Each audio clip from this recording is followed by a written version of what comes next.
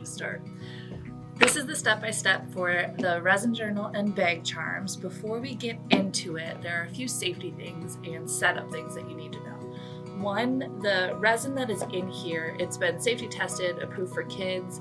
It conforms to the ASTM D4236, so it is approved, but you still want to make sure that your space is well ventilated, that you're wearing gloves, you're protecting the surface, and if you get anything on your skin at any point, make sure you wash it off right away, and we'll go over how we recommend to do it. If you're not in a well ventilated area, make sure that you wear a mask. We'll get into it.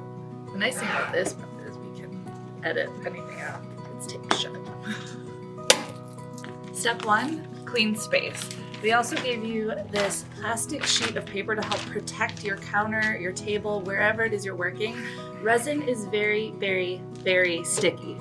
And if it gets on anything that you don't want it on, it might be ruined. So you have the plastic sheet. We also recommend using a tray or something that you can set it on so that you can easily move this later when it's done, unless it's on a place that you can let it sit there for 24 to 48 hours, but trays make it a little easier. So you have your plastic sheet on your counter, your table. These are DOODLE HOG trays, but you can use really any type of tray you have. Next, you have your mold. We're not going to use this yet, so I will set it off to the side.